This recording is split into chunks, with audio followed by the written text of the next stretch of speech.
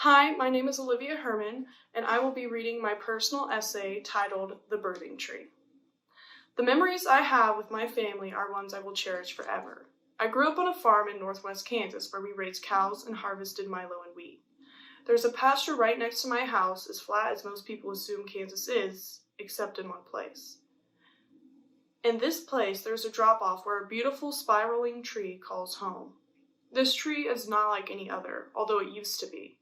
It used to grow vertically, just like many people assume trees grow, but one particularly harsh winter, it froze and cracked down the middle due to the weight of the ice. Now, the tree grows outwards as if it is trying to reach the side of the hills on either side of it. Not only is this tree a spectacle for all the people who witness it, but for some reason, it captured the eyes of the cattle as well. I remember one of the first times I ever went to check on the cows with my dad. It was a cool morning where the rising sun shined brightly on the green grass that was blanketed with moisture. I hopped in my dad's pickup while 80s rock blasted through the speakers. I was young, but my dad still let me sit up front with him. I remember my eager self peeking out of the window at groups of fuzzy black cows. My dad explained to me how each newborn calf needed to get its ears pierced so we could tell which cow was its mother. Most of the cows and calves are all black, and it would be complicated to pair them together without these tags. We started slowly creeping through the pasture, tiny black calves tucked into themselves as the sun did its best to wake them up from their slumber.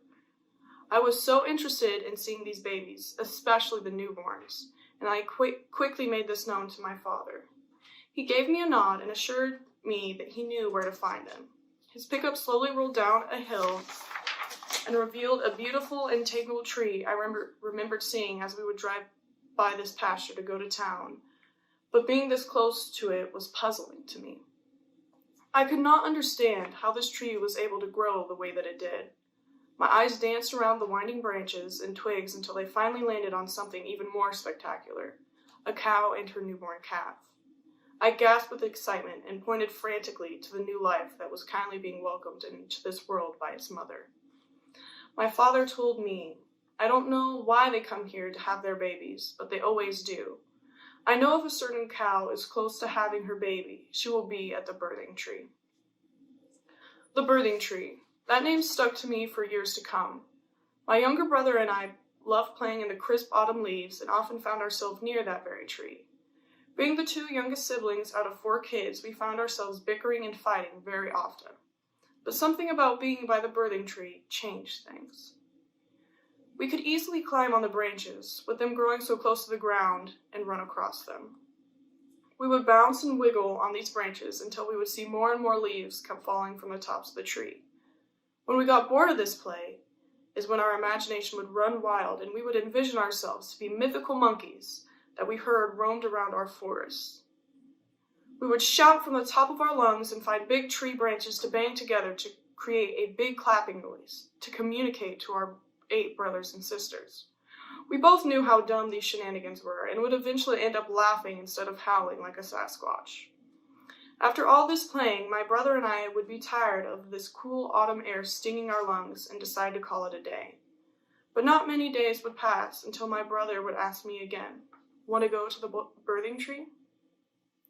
As I grew older, I became less interested in climbing trees, but on days I felt like I needed to clear my head, I would ask my mom to join me on a walk. There are many things my mom and I do not agree on. She's a strong, strict woman who knows what she believes in and rarely strays from these views. But when we would go for these walks, those differences melted away. I would tell her about the boys I liked, the confusion I faced, and the awkward encounters I had in school. And she would give me her very honest opinion on what she thought, which quickly had me laughing. My mom would tell me stories of her childhood and the kind of trouble she found herself in, so that I could relate them to my issues with siblings or friends at school. The advice my mom has shared with me is advice I will never forget.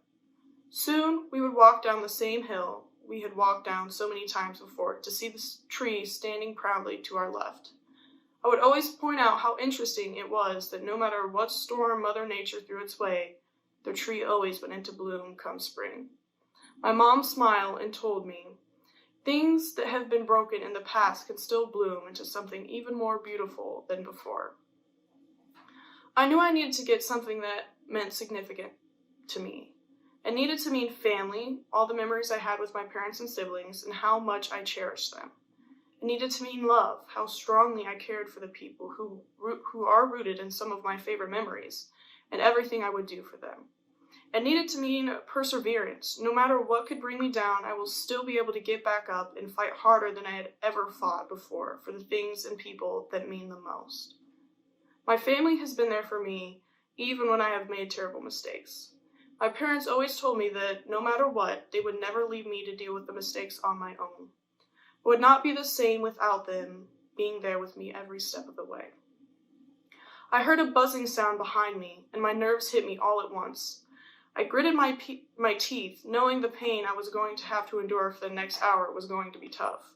The hour went by quickly, to my surprise, and soon enough the tattoo artist announced he was finished. He held up a mirror in front of me so that I could look at the beautiful and meaningful piece of art on my back.